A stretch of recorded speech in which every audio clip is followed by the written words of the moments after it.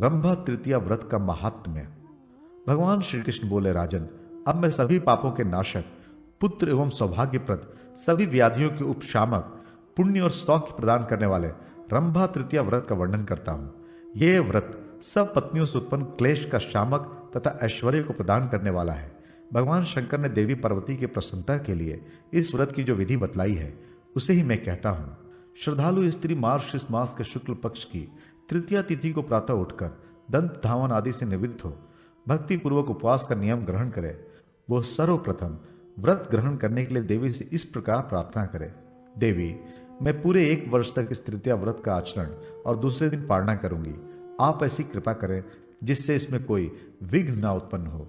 इस प्रकार स्त्री या पुरुष व्रत का संकल्प करे और मन में व्रत का निश्चय कर सावधानी बरतते हुए नदी, तालाब अथवा घर में स्नान करे। तदनंतर देवी पार्वती की पूजन कर रात्रि में कुशोदक का प्राशन करे। दूसरे दिन प्रातःकाल विद्वान शिव भक्त ब्राह्मणों को भोजन कराए और दक्षिणा के रूप में सुवर्ण एवं लवण प्रदान करे। यथाशक्ति गौरीश्वर भगवान शिव को प्रयत्न पूर्वक भोग निवेदित करे। राजन, पौष मास की तृतीया में इस विधि से उपवास एवं पूजन कर रात्रि में गोमूत्र का प्राशन कर प्रभात काल में ब्राह्मणों को भोजन कराए और दक्षिणा के रूप में उन्हें अपनी शक्ति के अनुसार सोना तथा जीरक दे। इससे वाजपेय तथा अति रात्र यज्ञों का फल प्राप्त होता है और वह कल्प पर्यंत इंद्रलोक में निवास कर अंत में शिवलोक को प्राप्त करता है।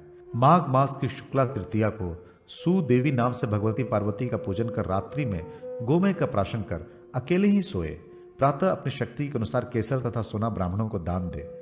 इससे व्रती का चीर काल तक विष्णु लोक में निवास करने के पश्चात भगवान शंकर के सायुज्य की प्राप्ति होती है। फाल्गुन मास के शुक्ल पक्ष की तृतीया को गौरी नाम से देवी पार्वती का पूजन कर रात्रि में गाय का दूध पिए। प्रातः विद्वान शिव भक्तों तथा सुवासनी स्त्रियों को भोजन कराकर सोने के साथ कड़ू हुंड देकर विदा करें। इससे वाजपेय तथा अति रात्रि यज्ञों का फल प्राप्त होता है। चैत्र मास के शुक्ल पक्ष की तृतीया में भक्ति पूर्वक भगवती पार्वती का विशालाक्षी नाम से पूजन कर रात्रि में दही का प्राशन करें और प्रातः कुमकुम के साथ ब्राह्मणों को सोना प्रदान करें। विशालाक्षी के प्रसाद से व्रत करती को महान सौभाग्य प्राप्त होता है।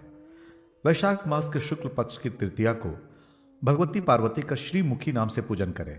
रात्रि में घृत का प्राशन करें और एकाकी ही शयन करें। प्रातः शिव भक्त ब्राह्मणों को यथा रुचि भोजन कराकर तांबुल तथा लवण प्रदान कर प्रणाम पूर्वक विदा करें। इस विधि से पूजन करने पर सुंदर पुत्रों की प्राप्ति होती है। आषाढ़ मास के शुक्ल पक्ष की तृतीया को गौरी पार्वती की माधवी नाम से पूजा करें। तिलोदक का प्राशन करें। प्रातःकाल विप्रों को भोजन कराएं और दक्षिणा में गुड़ तथा सोना दें। इससे उसे शुभ लोक की प्राप्ति होती है। श्रावण मास के शुक्ल पक्ष की तृतीया को देवी पार्वती का श्रीदेवी नाम से पूजन कर गाय के सिंह का स्पर्श किया जल पिए। शिव भक्तों को भोजन कराकर सोना और फल दक्षिणा के रूप में दें। इससे व्रती सर्वलोकेश्वर होकर सभी कामनाओं को प्राप्त करता है। भाद्रपद मास के शुक्ल पक्ष की तृतीया को भगवती पार्वती का हर ताली नाम से पूजन करें। महिषी का दूध पिए। इससे अतुल सौभाग्य प्राप्त होता है और इस लोक में वो सुख भोग कर अंत में शिवलोक को प्राप्त करता है। अश्विन मास के शुक्ल पक्ष की तृतीया को देवी पार्वती का गिरिपुत्री नाम से पूजन कर तंडुल मिश्रित जल का प्राशन करें और दूसरे दिन प्रातः ब्राह्मणों को पूजन कर चंदन युक्त सुवर्ण दक्षिणा में दें। इससे सभी यज्ञों का फल प्राप्त होता है और वह गौरी लोक में प्रशंसित होता है। कार्तिक मास के शुक्ल पक्ष की तृतीया को देवी पार्वती का पद्मोपध्वा नाम से पूजन करके पंचगप प्राशन करें तथा रात्रि में जागरण करें। प्रभात काल में सपत्निक सदाचारी ब्राह्मणों को भोजन कराएं और माल्य, वस्त्र तथा अलंकारों से उन शिव भक्त ब्राह्मणों का पूजन करें। कुमारियों को भी भोजन कराएं। इस प्रकार वर्ष भर व्रत करने के पश्चात उद्यापन करना चाहिए। यथाशक्ति सोने की उमा महेश्वरी की प्रतिमा बनवाकर उन्हें एक सुंदर अलंकृत वितान युक्त मंडप में स्थापित कर सुगंधित द्रव्य, पत्र, पुष्प, फल, घृत, पक व नैवेद्य, दीपमाला, शर्करा, नारियल, दाडिम, बीज पूरक, जीरक, लवण, कुसुम, कुमकुम तथा मोदक युक्त ताम्र पात्र से देव देवेश की विधिवत पूजा कर अंत में क्षमा प्रार्थना एवं शंख आदि वाद्यों से ध्वनि करनी चाहिए। भगवान श्री कृष्ण जी बोले, राजन, इस विधि से देवी पार्वती का पूजन करने पर जो फल प्राप्त होता है उसका फल वर्णन करने में मैं भी समर्थ नहीं हूँ। वो पूर्वोक्त सभी फलों को प्राप्त करता है, सभी देवताओं के द्वारा पूजित होता है तथा 100 करोड़ कल्पों तक सभी कामनाओं का उपभोग करता हुआ अंत में शिव सायुज्य प्राप्त करता है। इसमें कोई संदेह नहीं। यह व्रत पहले रंभा के द्वारा किया गया था, इसलिए यह रंभा व्रत कहलाता है। सौभाग्य शयन व्रत की विधि। भगवान श्री कृष्ण बोले, महाराज, अब मैं सभी कामनाओं को पूर्ण करने वाले सौभाग्य शयन व्रत का वर्णन करता हूँ। जब प्रलय के पूर्व काल में भू भ्रुव स्वः आदि सभी लोग दग्ध हो गए, तब सभी प्राणियों का सौभाग्य एकत्र होकर वैकुंठ में भगवान विष्णु के वक्ष स्थल में स्थित हो गया। पुनः जब सृष्टि हुई, तब आधा सौभाग्य ब्रह्मा जी के पुत्र दक्ष प्रजापति ने पान कर लिया, जिससे उनका रूप, लावण्य, बल और तेज सबसे अधिक हो गया। शेष आधे सौभाग्य से इक्षु, स्वतराज, निष्पाव, सेम, राजी धान्य, शालीय अघनी, गोक्षिर तथा उसका विकार, कुसुम पुष्प, केसर, कुमकुम तथा लवण, ये 8 पदार्थ उत्पन्न हुए। इनका नाम सौभाग्याष्टक है। दक्ष प्रजापति ने पूर्व काल में जिस सौभाग्य का पान किया, उससे सती नाम की एक कन्या उत्पन्न हुई। सभी लोकों में उस कन्या का सौंदर्य अधिक था, इसी से उसका नाम सती एवं रूप में अतिशय लालित्य होने के कारण ललिता पड़ा। त्रिलोक सुंदरी इस कन्या का विवाह भगवान शंकर के साथ हुआ। जगन माता ललिता देवी की आराधना से भुक्ति, मुक्ति और स्वर्ग का राज आदि सब प्राप्त होते हैं। राजा युधिष्ठिर ने पूछा, भगवान, जगधात्री उन भगवती की आराधना का क्या विधान है, उसे आप बतलाएं। भगवान श्री कृष्ण बोले, महाराज, चैत्र मास के शुक्ल पक्ष की तृतीया को ललिता देवी का भगवान शंकर के साथ विवाह हुआ। उस दिन पूर्वाह्न में तिल मिश्रित जल से स्नान करें। पंचगव्य तथा चंदन मिश्रित जल के द्वारा गौरी और भगवान चंद्रशेखर की प्रतिमा को स्नान कराकर धूप, दीप, नैवेद्य तथा नाना प्रकार के फलों द्वारा उन दोनों की पूजा करें। इसके बाद इस प्रकार अंग पूजा करें। ओम पटलाय नमः, ओम शंभवे नमः, ऐसा कहकर पार्वती और शंभु के चरणों की, त्रियोगाय नमः, ओम शिवाय नमः से दोनों के गुल्फों की, विजयाय नमः, ओम भद्रेश्वराय नमः से दोनों के जानुओं की, ओम ईशान्याय नमः, ओम हरिकेशाय नमः से कटी प्रदेश की, ओम कुटवय नमः, ओम शूलिने नमः से कुक्षियों की, ओम मंगलाय नमः, ओम शर्वाय नमः से उदर की, ओम उमाय नमः, ओम रुद्राय नमः से कुछ द्वय की, ओम अनंताय नमः, ओम त्रिपुरघ्नाय नमः से दोनों के हाथों की पूजा करें। ओम भवन्याय नमः, ओम भवाय नमः से दोनों के कंठ की, ओम गौर्य नमः, ओम हराय नमः से दोनों के मुख की तथा ओम ललिताय नमः, ओम सर्वत्मने नमः से दोनों के मस्तक की पूजा करें।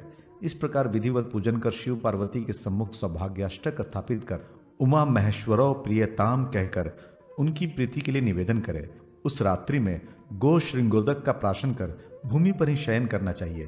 प्रातः द्विज दंपत्ति की वस्त्र माला तथा अलंकारों से पूजा कर स्वर्ण निर्मित गौरी तथा भगवान शंकर की प्रतिमा के साथ वो सौभाग्याष्टक ललिता प्रियताम ऐसा कहकर ब्राह्मणों को दे दे। इस प्रकार 1 वर्ष तक प्रत्येक मास की तृतीया को पूजा करनी चाहिए।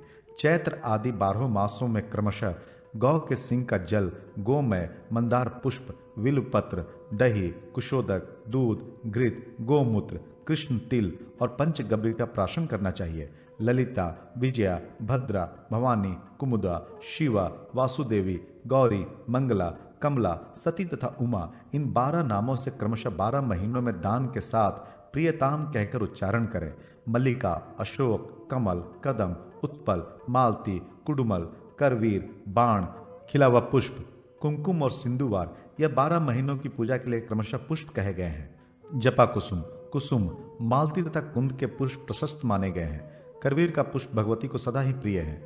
इस प्रकार 1 वर्ष तक व्रत करके सभी सामग्रियों से युक्त उत्तम शैया पर स्वर्ण की उमा महेश्वरी की तथा स्वर्ण निर्मित गौ तथा वृषभ की प्रतिमा स्थापित कर उनकी पूजा करके ब्राह्मण को दे दें। इस व्रत के करने से सभी कामनाएं सिद्ध होती हैं और निष्काम भाव से करने पर नित्य व्रत प्राप्त होता है।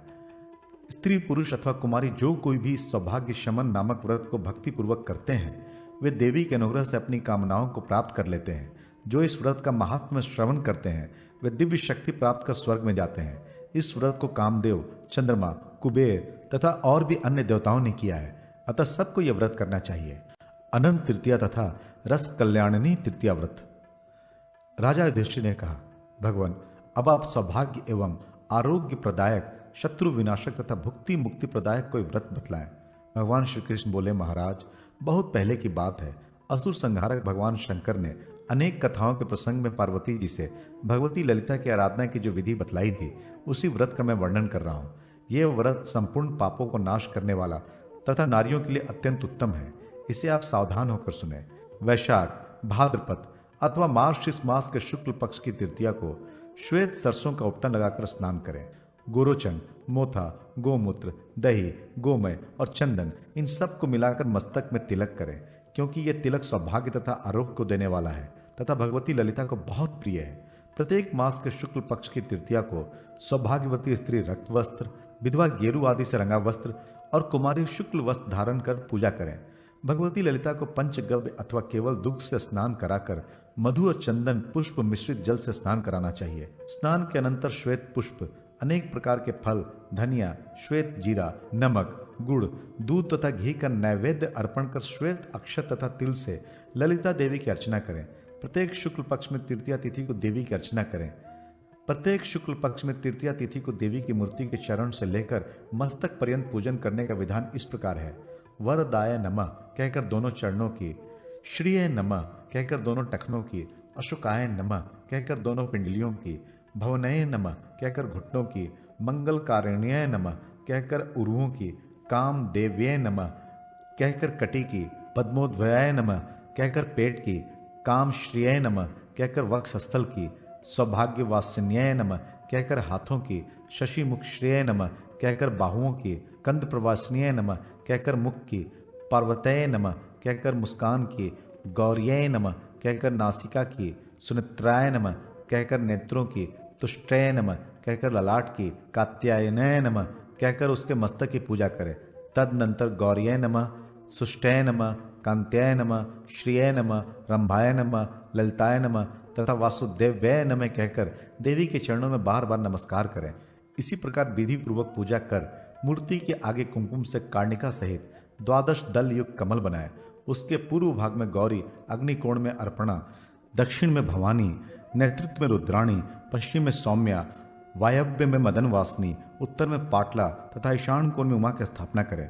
मध्य में लक्ष्मी, स्वाहा, स्वधा, तुष्टि, मंगला, कुमुदा, सती तथा रुद्राणी की स्थापना कर कर्णिका के ऊपर भगवती ललिता की स्थापना करें। तत्पश्चात गीत और मांगलिक वाद्यों का आयोजन कर श्वेत पुष्प एवं अक्षत से अर्चना कर उन्हें नमस्कार करें। फिर लाल वस्त्र, रक्त पुष्पों की माला और लाल अंगराग से सुवासिनी स्त्रियों का पूजन करें तथा उनके सिर में सिंदूर और केसर लगाए, क्योंकि सिंदूर और केसर सती देवी को सदा अभिष्ट है। भाद्रपद मास में नीलकमल से, आश्विन में गुल दोपहरिया से, कार्तिक में कमल से, मार्गशीर्ष में कुंद पुष्प से, पौष में कुमकुम से, माघ में सिंधुवार से, फाल्गुन में मालती से, चैत्र में मल्लिका तथा अशोक से, वैशाख में गंध पाटल से, ज्येष्ठ में कमल और मंदार से, आषाढ़ में चंपक और कमल से तथा श्रावण में कदम और मालती के पुष्पों से उमा देवी की पूजा करनी चाहिए। भाद्रपद से लेकर श्रावण आदि 12 महीनों में क्रमशः गोमूत्र, गोमय, दूध, दही, घी, कुशोदक, बिल्व पत्र, मदार पुष्प, गोश्रृंगोदक, पंचगव्य और बेल का नैवेद्य अर्पण करें। प्रत्येक पक्ष की तृतीया में ब्राह्मण दंपति को निमंत्रित कर उनमें शिव पार्वती की भावना कर भोजन कराएं तथा वस्त्र, माला, चंदन आदि से उनकी पूजा करें। पुरुष को 2 पीतांबर तथा स्त्री को पीली साड़ियां प्रदान करें। फिर ब्राह्मणी स्त्री को सौभाग्याष्टक पदार्थ तथा ब्राह्मण को फल और स्वर्ण निर्मित कमल देकर इस प्रकार प्रार्थना करें। देवी, जिस प्रकार देवाधिदेव भगवान महादेव आपको छोड़कर अन्यत्र कहीं नहीं जाते, उसी प्रकार मेरे भी पतिदेव मुझे छोड़कर कहीं न जाए। पुनः कुमुदा, विमला, अनंता, भवानी, सुधा, शिवा, ललिता, कमला, गौरी, सती, रंभा और पार्वती इन नामों का उच्चारण करके प्रार्थना करें कि आप क्रमशः भाद्रपद आदि मासों में प्रसन्न हो। व्रत की समाप्ति में स्वर्ण निर्मित कमल सहित शैया दान करें और 24 अथवा 12 द्विज दंपतियों की पूजा करें। प्रत्येक मास में ब्राह्मण दंपतियों की पूजा विधि पूर्वक करें। अपने पूज्य गुरुदेव की भी पूजा करें। जो इस अनंत तृतीया व्रत का विधि पूर्वक पालन करता है वो 100 कल्पों से भी अधिक समय तक शिवलोक में प्रतिष्ठित होता है। निर्धन पुरुष भी यदि 3 वर्षों तक उपवास कर पुष्प और मंत्र आदि के द्वारा इस व्रत का अनुष्ठान करता है तो उसे भी यह फल प्राप्त होता है। साध्वा स्त्री, विधवा अथवा कुमारी जो कोई भी इस व्रत का पालन करती है वो भी गौरी की कृपा से उस फल को प्राप्त कर लेती है।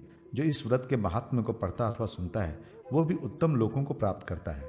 भगवान श्री कृष्ण बोले, महाराज अब एक व्रत और बता रहा हूं जिसका नाम है रस कल्याणनी तृतीया। यह पापों का नाश करने वाला है। यह व्रत माघ मास के शुक्ल पक्ष की तृतीया को किया जाता है। उस दिन प्रातःकाल गोद, दुग्ध और तेल मिश्रित जल से स्नान करें। फिर देवी की मूर्ति को मधु और गन्ने के रस से स्नान कराएं तथा जाति, पुष्पों एवं कुमकुम से अर्चना करें। अनंतर पहले दक्षिणांग की पूजा करें, तब वामांग की।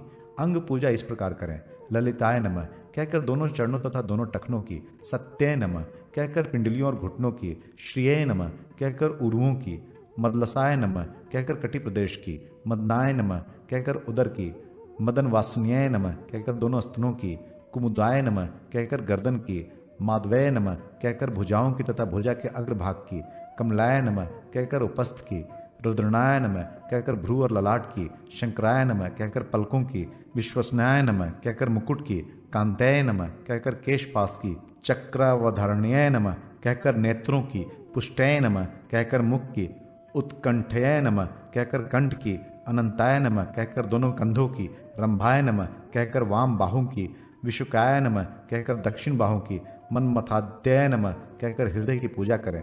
फिर पाटलय नमः कहकर उन्हें बार बार नमस्कार करें।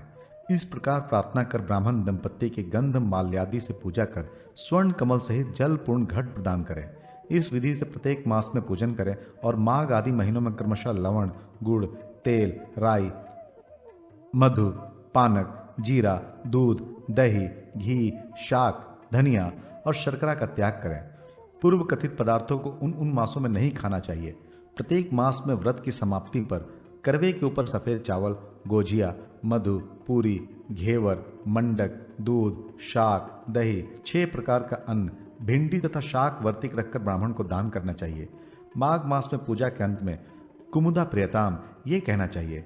इसी प्रकार फाल्गुन आदि महीनों में माधवी, गौरी, रंभा, भद्रा, जया, शिवा, उमा, शची, सती, मंगला तथा रति लालसा का नाम लेकर प्रियताम ऐसा कहना चाहिए। सभी मासों के व्रत में पंचगव्य का प्राशन करें और उपवास करें। तदनंतर माघ मास आने पर करक पात्र के ऊपर पंचरत्न से युक्त अंगुष्ठ मात्र की पार्वती के स्वर्ण निर्मित मूर्ति की स्थापना करें। वस्त्र, आभूषण और अलंकार से उसे सुशोभित कर एक बैल और एक गाय भवानी प्रियताम ये कहकर ब्राह्मण को प्रदान करें। इस विधि के अनुसार व्रत करने वाला संपूर्ण पापों से उसी क्षण मुक्त हो जाता है और हजारों वर्षों तक दुखी नहीं होता। इस व्रत के करने से हजारों अग्निष्टोम यज्ञ का फल प्राप्त होता है। कुमारी, सधवा, विधवा या दुर्भगा जो भी हो, वह इस व्रत के करने पर गौरी लोक में पूजित होता है। इस विधान को सुनने या इस व्रत को करने के लिए औरों का उपदेश देने से भी सभी पापों से छुटकारा मिलता है और वह पार्वती के लोक में निवास करता है। आर्द्रा नंदकरी तृतीया व्रत। भगवान श्री कृष्ण बोले, महाराज, अब मैं तीनों लोकों में प्रसिद्ध आनंद प्रदान करने वाले, पापों का नाश करने वाले आर्द्रा नंदकरी तृतीया व्रत का वर्णन करता हूँ। जब किसी भी महीने में शुक्ल पक्ष की तृतीया को पूर्वाषाढ़, उत्तराषाढ़ अथवा रोहिणी या मृगशिरा नक्षत्र हो तो उस दिन यह व्रत करना चाहिए। उस दिन कुश और गंधोदक से स्नान कर श्वेत चंदन, श्वेत माला और श्वेत वस्त्र धारण कर उत्तम सिंहासन पर शिव पार्वती की प्रतिमा स्थापित करें। सुगंधित श्वेत पुष्प, चंदन आदि से उनकी पूजा करें। वासुदेव्याय नमः, शंकराय नमः से गौरी शंकर के दोनों चरणों की, शोक विनाशन्याय नमः, आनंदाय नमः से पिंडलियों की, रंभाय नमः, शिवाय नमः से ऊर की, आदित्याय नमः, शूलपाणीय नमः से कटी की, माधवय नमः, भवाय नमः से नाभि की, आनंद कारणीय नमः, इंद्रधारण्य नमः से दोनों स्तनों की, उत्कंठनीय नमः, नीलकंठाय नमः से कंठ की, उत्पल धारणीय नमः, रुद्राय नमः से दोनों हाथों की, परिरंभिणीय नमः, नृत्यशिलाय नमः से दोनों भुजाओं की, विलासिन्याय नमः, वृषेशाय नमः से मुख की, सस्मरशिलाय नमः, विश्ववक्त्राय नमः से मुस्कान की, मदन वासनीय नमः, विश्वधाम्नेय नमः से नेत्रों की, रतिप्रियाय नमः, तांडवेशाय नमः से भ्रुवों की, इंद्रनाय नमः, हव्यवाय नमः से ललाट की तथा स्वाहाय नमः, पंचशराय नमः कहकर मुकुट की पूजा करें। तदनंतर नीचे लिखे मंत्र से पार्वती परमेश्वर की प्रार्थना करें। विश्व जिनका शरीर है, जो विश्व के मुख, पाद और हस्त स्वरूप तथा मंगल कारक है, जिनके मुख पर प्रसन्नता झलकती रहती है, उन पार्वती परमेश्वर की मैं वंदना करता हूँ। इस प्रकार पूजन कर मूर्तियों के आगे अनेक प्रकार के कमल, शंख, स्वास्तिक, चक्र आदि का चित्रण करें।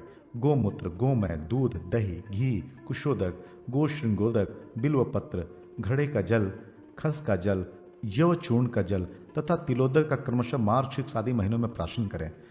अनंतर शयन करें। यह प्राशन प्रत्येक पक्ष की द्वितीया को करना चाहिए। भगवान उमा महेश्वर की पूजा के लिए सर्वत्र श्वेत पुष्प को श्रेष्ठ माना गया है। दान के समय यह मंत्र पढ़ना चाहिए। गौरी नित्य मुझ पर प्रसन्न रहें, मंगला मेरे पापों का विनाश करें, ललिता मुझे सौभाग्य प्रदान करें और भवानी मुझे सब सिद्धियां प्रदान करें। वर्ष के अंत में लवण तथा गुड़ से परिपूर्ण घट, नेत्रपट, चंदन, 2 श्वेत वस्त्र, ईख और विभिन्न फलों के साथ स्वर्ण की शिव पार्वती की प्रतिमा सपत्नीक ब्राह्मण को दें और गौरी में प्रियताम ऐसा कहें, शैया दान भी करें। इस आर्द्रा नंदकरी तृतीया का व्रत करने से पुरुष शिवलोक में निवास करता है और इस लोक में धन, आयु, आरोग्य, ऐश्वर्य और सुख प्राप्त करता है। इस व्रत को करने वाले को कभी शोक नहीं होता। दोनों पक्षों में विधिवत पूजन सहित इस व्रत को करना चाहिए। ऐसा करने से रुद्राणी के लोक की प्राप्ति होती है। जो व्यक्ति इस विधान को सुनता और सुनाता है वह गंधर्वों से पूजित होता हुआ इंद्रलोक में निवास करता है। जो कोई स्त्री इस व्रत को करती है वह संसार के सभी सुखों को भोग कर अंत में अपने पति के साथ गौरी के लोक में निवास करती है। चैत्र, भाद्रपद और माघ शुक्ल तृतीया व्रत का विधान और फल। भगवान श्री कृष्ण बोले, महाराज अब आप चैत्र, भाद्रपद तथा माघ के शुक्ल तृतीया व्रतों के विषय में सुने। इन व्रतों से रूप, सौभाग्य तथा उत्तम पुत्र की प्राप्ति होती है। इस विषय में आप एक वृतांत सुने। भगवती पार्वती की जया और विजया नामक दो सखियां थीं। किसी समय मुनि कन्याओं ने उन दोनों से पूछा कि आप दोनों तो भगवती पार्वती के साथ सदा निवास करती हैं, आप सब ये बताएं कि किस दिन किन उपचारों और मंत्रों से पूजा करने से भगवती पार्वती प्रसन्न होती हैं। इस पर जया बोली, मैं सभी कामनाओं को सिद्ध करने वाले व्रत का वर्णन करती हूँ। चैत्र मास के शुक्ल पक्ष की तृतीया को प्रातःकाल उठकर दंत धावन आदि क्रियाओं से निवृत्त होकर इस व्रत के नियम को ग्रहण करें।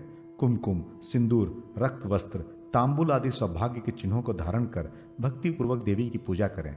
प्रथम अतिशय सुंदर एक मंडप बनवाकर उसके मध्य में एक मनोहर मणि जटित वेदी की रचना करें। एक हस्त प्रमाण का कुंड बनाए। तदनंतर स्नान कर उत्तम वस्त्र धारण कर देवताओं और पितरों की पूजा करें। देवी की मंडप में जाय और पार्वती, ललिता, गौरी, गांधारी, शांकरी, शिवा, उमा और सती इन 8 नामों से भगवती की पूजा करें। कुमकुम, कपूर, अगरू, चंदन आदि का लेपन करें। अनेक प्रकार के सुगंधित पुष्प चढ़ाकर धूप, दीप आदि उपचार अर्पण करें। लड्डू, अनेक प्रकार के अपूप तथा विभिन्न प्रकार के घृत पक्व नैवेद्य, जीरक, कुमकुम, नमक, ईख और ईख का रस, हल्दी, नारिकेल, आमलक, अनार, कुष्मांड, करकटी, नारंगी, कटहल, बिजौरा, नींबू आदि ऋतुफल भगवती को निवेदित करें। गृहस्थी के उपकरण ओखली, सील, सूप, टोकरी आदि तथा शरीर को अलंकृत करने की सामग्रियां भी निवेदित करें। शंख, तूर्य, मृदंग आदि के शब्द और उत्तम गीतों के साथ महोत्सव करें। इस प्रकार भक्ति पूर्वक अपनी शक्ति के अनुसार पार्वती जी की पूजा करके कुमारी कन्याएं सौभाग्य की अभिलाषा से प्रदोष के समय नए कलशों में जल लाकर उसमें स्नान करें। पुनः पूर्वोक्त विधि से भगवती की पूजा करें।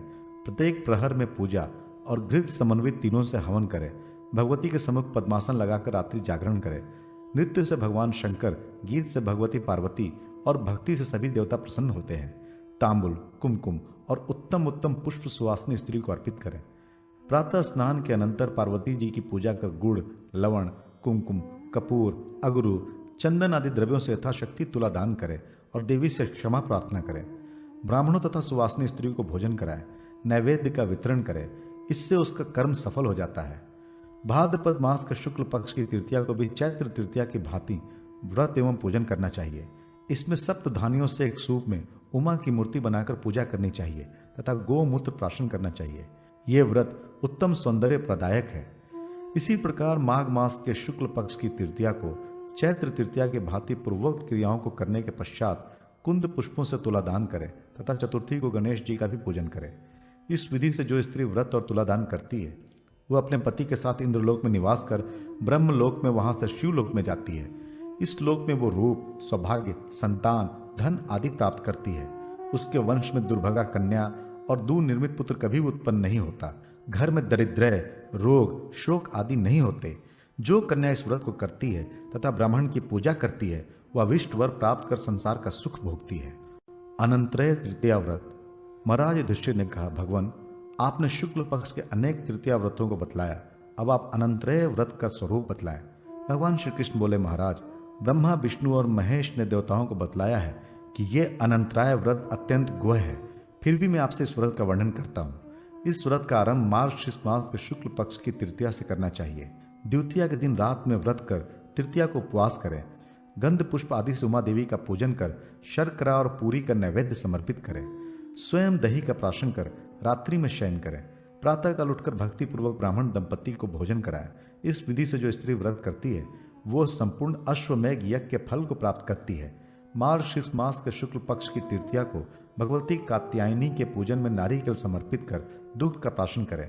काम क्रोध को त्याग कर रात्रि में शयन करें एवं प्रातः उठकर ब्राह्मण दंपति का पूजन करें। ऐसा करने से अनेक यज्ञों का फल प्राप्त होता है।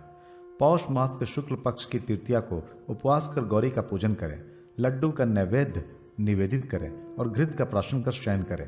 प्रातः उठकर सपत्नीक ब्राह्मण का पूजन करें, इससे महान यज्ञ का फल मिलता है।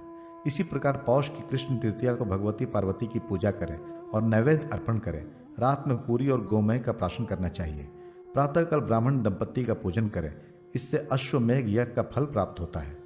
माघ मास के शुक्ल पक्ष की तृतीया को भगवती पार्वती का सूर्य नायिका नाम से पूजन करके खाड़ और बिल्व का नैवेद्य समर्पित करें।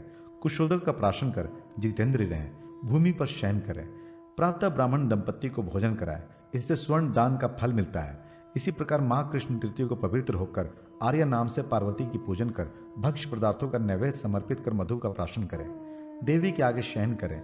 दूसरे दिन भक्ति पूर्वक ब्राह्मण दंपत्ति का पूजन करें, इससे वाजपेयी यज्ञ का फल मिलता है। फाल्गुन मास के शुक्ल पक्ष की तृतीया को पवित्र होकर उपवास करें और देवी पार्वती का भद्रा नाम से पूजन कर कासार का नैवेद्य निवेदित करें। शर्करा का प्राशन कर रात्रि में शयन करें। प्रातःकाल सपत्नीक ब्राह्मण को भोजन कराएं, इससे सौत्रमणि याग का फल प्राप्त होता है। इसी प्रकार कृष्ण पक्ष की तृतीया में विशालाक्षी नाम से भगवती पार्वती का पूजन कर पूरी का भोग लगाएं। जल तथा चावल निवेदित कर भूमि पर शयन करें।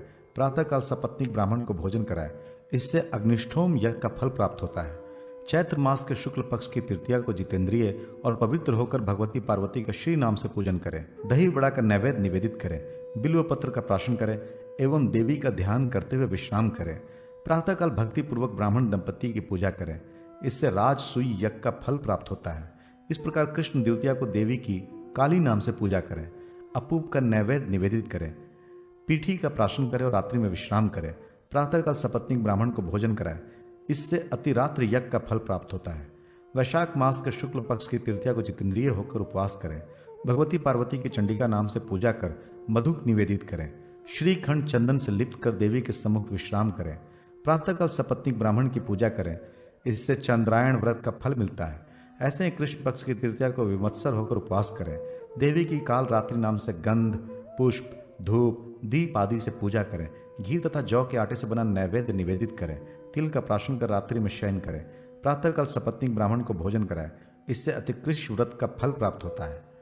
ज्येष्ठ मास के शुक्ल पक्ष की तृतीया को उपवास कर पार्वती की पूजा शुभ नाम से करें तथा आम्र फल का नैवेद्य निवेदित करें एवं आंवले का प्राशन कर गौरी का ध्यान करते हुए सुखपूर्वक सोएं। प्रातःकाल सपत्नीक ब्राह्मण को भोजन कराएं, इससे तीर्थ यात्रा का फल प्राप्त होता है। इसी प्रकार ज्येष्ठ कृष्ण तृतीया को सुवासनी स्त्री उपवास करें। स्कंद माता की पूजा कर भोग लगाएं। पंचगव्य का प्राशन कर देवी के सामने शयन करें। प्रातःकाल ब्राह्मण दंपत्ति की पूजा करें, इससे कन्यादान का फल प्राप्त होता है। आषाढ़ मास के शुक्ल पक्ष की तृतीया को सती का पूजन कर दही का नैवेद्य समर्पित करें। गोर श्रृंग जल का प्राशन कर शयन करें। प्रातः ब्राह्मण दंपत्ति का पूजन करें, इससे कन्यादान का फल प्राप्त होता है। पुनः आषाढ़ मास के कृष्ण पक्ष की तृतीया में कुष्मांडी का पूजन कर गुड़ और घृत के साथ सत्तू का नैवेद्य अर्पित करें। कुशोदक का प्राशन कर शयन करें।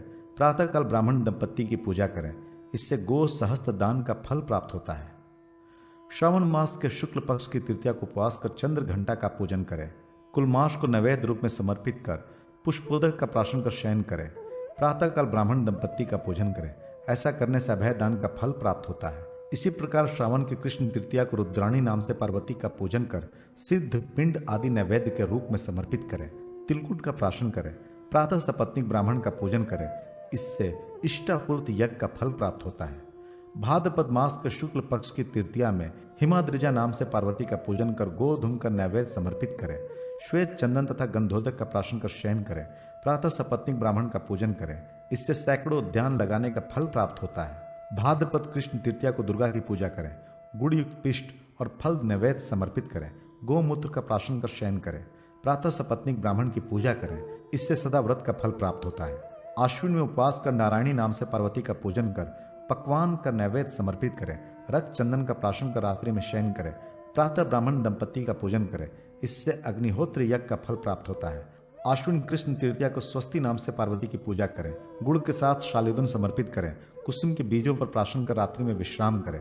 प्रातःकाल सपत्नीक ब्राह्मण को भोजन कराएं, इससे ग्वालिक, अन्न, घास आदि से दिन भर गो सेवा करने का फल प्राप्त होता है। कार्तिक मास के शुक्ल पक्ष की तृतीया को स्वाहा नाम से पार्वती का पूजन कर घृत, खाण और खीर का नैवेद्य समर्पित करें। कुमकुम केसर का प्राशन कर शयन करें और प्रातः ब्राह्मण दंपत्ति की पूजा करें, इससे एक भुक्त व्रत का फल प्राप्त होता है। कार्तिक की कृष्ण तृतीया को स्वधा नाम से पार्वती का पूजन कर मूंग की खिचड़ी का नैवेद्य समर्पित करें और घी का प्राशन कर रात्रि में शयन करें। प्रातः सपत्नीक ब्राह्मण का पूजन करें, इससे नक्त व्रत का फल प्राप्त होता है। इस प्रकार वर्ष भर प्रत्येक मास एवं पक्ष की तृतीया को व्रतादि करने से व्रती संपूर्ण पापों से मुक्त और पवित्र हो जाता है। व्रत पूर्ण कर उद्यापन इस प्रकार करना चाहिए। मार्गशीर्ष मास के शुक्ल पक्ष की तृतीया को उपवास कर शास्त्र रीति से एक मंडप बनाकर स्वर्ण की शिव पार्वती की प्रतिमा बनवाए। उन प्रतिमाओं के नेत्रों में मोती और नीलम लगाए, ओष्ठों में मूंगा और कानों में रत्न कुंडल पहनाए। भगवान शंकर को यज्ञोपवीत और पार्वती जी को हार से अलंकृत कर क्रमशः श्वेत और रक्त वस्त्र पहनाए। चतुसम, एक ऐसा गंध द्रव्य जो कस्तूरी, चंदन, कुमकुम और कपूर के समान भाग के योग से बनता है, से सुशोभित करे। तदनंतर गंध, पुष्प, धूप आदि उपचारों से मंडल में पूजन कर अगरु का हवन करें। इसमें अपराजिता भगवती की अर्चना करें। मृतिका प्राशन कर रात में जागरण करें। गीत, नृत्य आदि उत्सव करें। सूर्योदय पर्यंत जप करें। प्रातः उत्तम मंडल बनाकर मंडल में शैया पर शिव पार्वती की प्रतिमा स्थापित करें। वितान, ध्वज, माला, किंकणी, दर्पण आदि से मंडप को सुशोभित करें। अनंतर शिव पार्वती की पूजा करें। सपत्नीक ब्राह्मण को भोजनादि से संतुष्ट करें।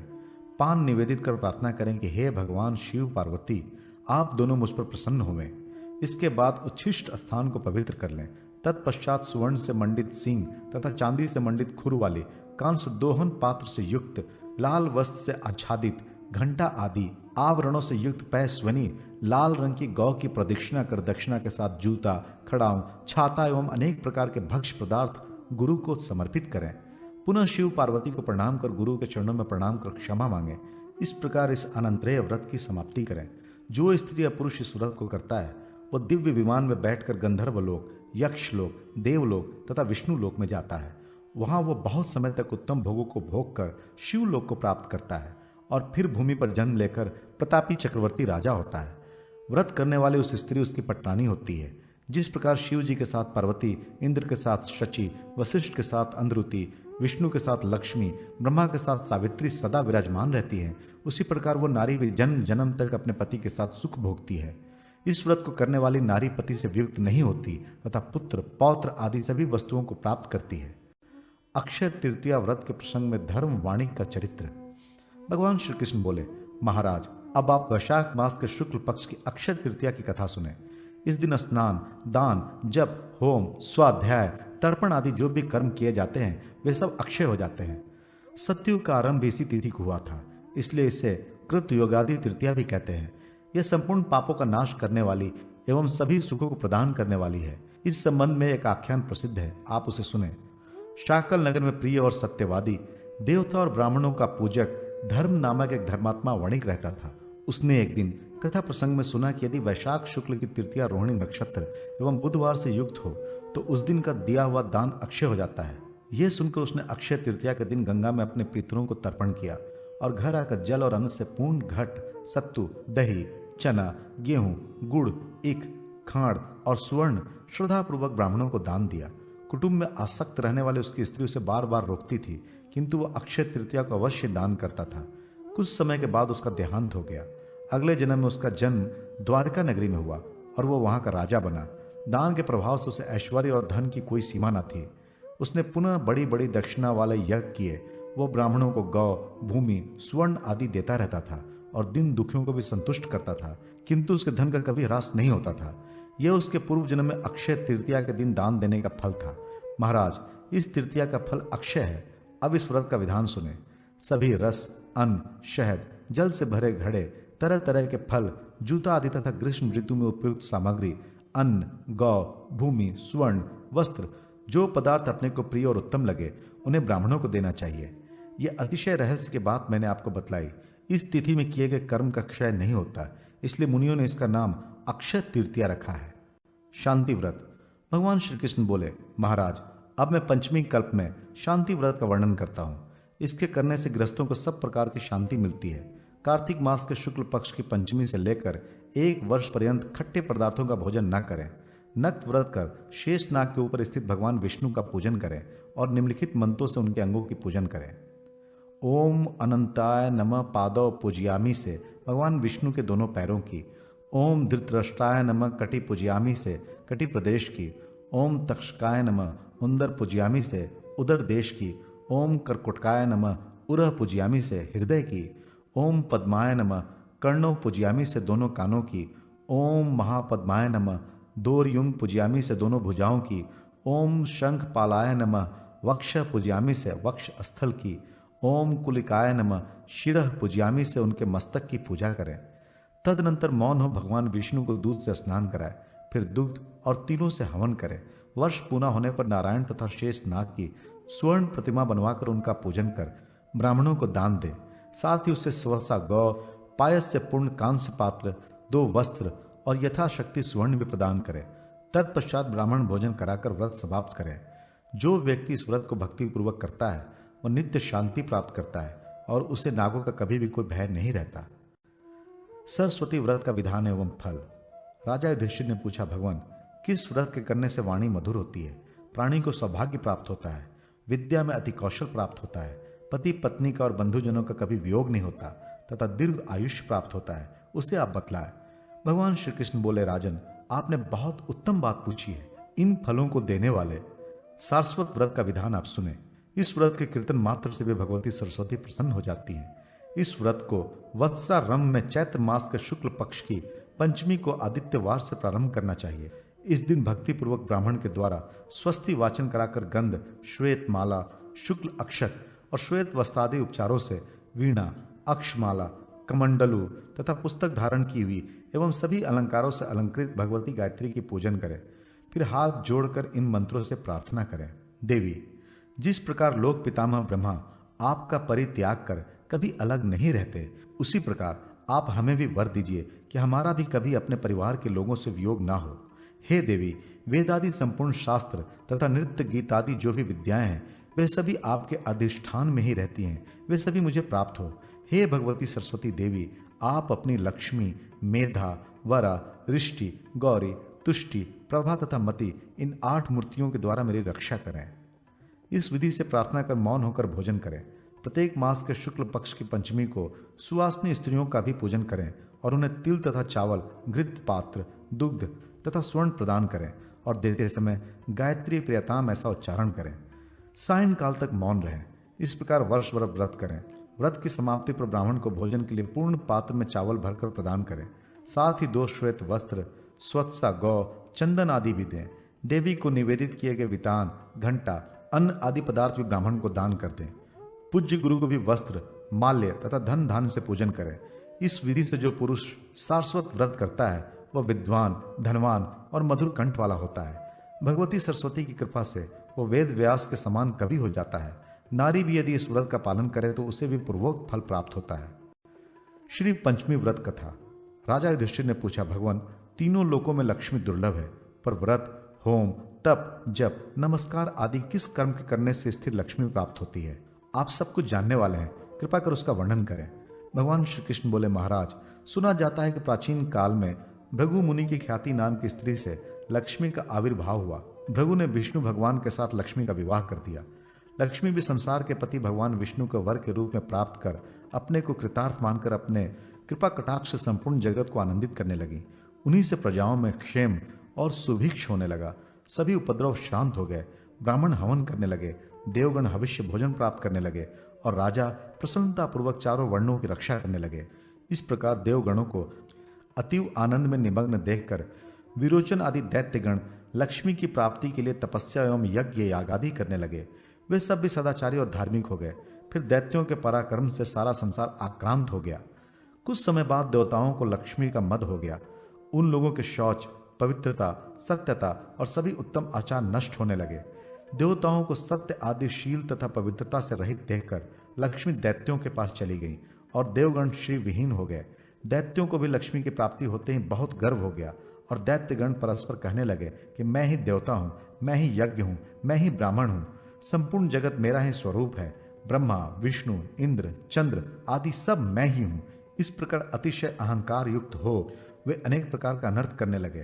अहंकार मति दैत्यों की यह दशा देखकर व्याकुल हो वह भृगु कन्या भगवती लक्ष्मी क्षीर सागर में प्रविष्ट हो गई। क्षीर सागर में लक्ष्मी प्रवेश करने से तीनों लोग श्रीविहीन होकर अत्यंत निस्तेज से हो गए। देवराज इंद्र ने अपने गुरु बृहस्पति से पूछा, महाराज, कोई ऐसा व्रत बतलाएं जिसका अनुष्ठान करने से पुनः स्थिर लक्ष्मी की प्राप्ति हो जाए। देवगुरु बृहस्पति बोले, देवेंद्र, मैं इस संबंध में आपको अत्यंत गोपनीय श्री पंचमी व्रत का विधान बतलाता हूँ। इसके करने से आपका अभिष्ट सिद्ध होगा। ऐसा कहकर देवगुरु बृहस्पति ने देवराज इंद्र को श्री पंचमी व्रत का सांगोपांग विधि बतलाई। तदनुसार इंद्र ने उसका विधिवत आचरण किया। इंद्र को व्रत करते देखकर विष्णु आदि सभी देवता, दैत्य, दानव, गंधर्व, यक्ष, राक्षस, सिद्ध, विद्याधर, नाग, ब्राह्मण, ऋषिगण तथा राजागण भी ये व्रत करने लगे। कुछ काल के अनंतर व्रत समाप्त कर उत्तम बल और तेज पाकर सबने विचार किया कि समुद्र को मत कर लक्ष्मी और अमृत को ग्रहण करना चाहिए। ये विचार कर देवता और असुर मंदर पर्वत को मथानी और वासु की नाग को रस्सी बनाकर समुद्र मंथन करने लगे। फलस्वरूप सर्वप्रथम शीतल किरणों वाले अति उज्ज्वल चंद्रमा प्रकट हुए। फिर देवी लक्ष्मी का प्रादुर्भाव हुआ। लक्ष्मी की कृपा कटाक्ष को पाकर सभी देवता और दैत्य परम आनंदित हो गए। भगवती लक्ष्मी ने भगवान विष्णु के वक्ष स्थल का आश्रय ग्रहण किया। भगवान विष्णु ने इस व्रत को किया था। फलस्वरूप लक्ष्मी ने इसका वरण किया। इंद्र ने राजस भाव से व्रत किया था, इसलिए उन्होंने त्रिभुवन का राज्य प्राप्त किया। दैत्यों ने तामस भाव से व्रत किया था, इसलिए ऐश्वर्य पाकर भी वे ऐश्वर्यहीन हो गए। महाराज, इस प्रकार इस व्रत के प्रभाव से श्री विहीन संपूर्ण जगत फिर से श्रीयुक्त हो गया। महाराज युधिष्ठिर ने पूछा, यह दुत्तम, यह श्री पंचमी व्रत किस विधि से किया जाता है? कब से यह प्रारंभ होता है और इसकी पालना कब होती है? आप इसे बताने की कृपा करें। भगवान श्री कृष्ण बोले, महाराज, ये व्रत मार्गशीर्ष मास के शुक्ल पक्ष की पंचमी को करना चाहिए। प्रातः उठकर शौच, दंत धावन आदि से निर्वृत्त हो व्रत के नियम को धारण करें। फिर नदी में अथवा घर पर ही स्नान करें। 2 वस्त्र धारण कर देवता और पितरों का पूजन तर्पण कर घर आकर लक्ष्मी का पूजन करें। स्वर्ण, चांदी, ताम्र, आरकूट, काष्ठ की अथवा चित्रपट में भगवती लक्ष्मी की ऐसी प्रतिमा बनवाएं जो कमल पर विराजमान हो, हाथ में कमल पुष्प धारण किए हो, सभी आभूषणों से अलंकृत हो, उनके लोचन कमल के समान हो और उन्हें 4 श्वेत हाथी स्वर्ण के कलशों के जल से स्नान करा रहे हों। इस प्रकार की भगवती लक्ष्मी की प्रतिमा की निम्नलिखित नाम मंत्रों से ऋतुकलाद्भुत पुष्पों द्वारा अंग पूजा करें। मंत्रों से पैर से लेकर सिर तक की पूजा करें। इस प्रकार प्रत्येक अंगों की भक्ति पूर्वक पूजा कर अंकुरित विविध धान्य और अनेक प्रकार के फल नैवेद्य में देवी को निवेदित करें। तदनंतर पुष्प और कुमकुम आदि से सुवासिनी स्त्रियों का पूजन कर उन्हें मधुर भोजन कराएं और प्रणाम कर विदा करें। 1 सेर भर चावल और घृत से भरा पात्र ब्राह्मण को देकर श्री शह संप्रियताम इस प्रकार कहकर प्रार्थना करें। इस तरह पूजन कर मौन हो भोजन करें। प्रति मास ये व्रत करें और श्री लक्ष्मी, कमला, संपत, रमा, नारायणी, पद्मा, ध्रुति, स्थिति, पुष्टि, रिद्धि तथा सिद्धि इन 12 नामों से क्रमशः 12 महीनों में भगवती लक्ष्मी की पूजा करें और पूजन के अंत में प्रियताम ऐसा उच्चारण करें। 12वें महीने के पंचमी को वस्त्र से उत्तम मंडप बनाकर गंध पुष्पादि से उसे अलंकृत कर उसके मध्य शैया पर उपकरणों सहित भगवती लक्ष्मी की मूर्ति स्थापित करें। 8 मोती, नेत्रपट, सप्तधान, खड़ाऊ, जूता, छाता, अनेक प्रकार के पात्र और आसन वहां उपस्थापित करें। तदनंतर लक्ष्मी का पूजन कर वेद वेता और सदाचार संपन्न ब्राह्मण को स्वत्सा गौ सहित ये सब सामग्री प्रदान करें। यथाशक्ति ब्राह्मणों को भोजन कराकर उन्हें दक्षिणा दें। अंत में भगवती लक्ष्मी से रिद्धि की कामना से इस प्रकार प्रार्थना करें, हे देवी, आप क्षीर सागर के मंथन से उद्भूत हैं। भगवान विष्णु का वक्ष स्थल आपका अधिष्ठान है। आप सभी कामनाओं को प्रदान करने वाली हैं, अतः आप मुझे भी रिद्धि प्रदान करें। आपको नमस्कार है। जो इस विधि से श्री पंचमी का व्रत करता है वह अपने 21 कुलों के साथ लक्ष्मी लोक में निवास करता है। जो सौभाग्यवती स्त्री इस व्रत को करती है वह सौभाग्य, रूप, संतान और धन से संपन्न हो जाती है तथा पति को अत्यंत प्रिय होती है।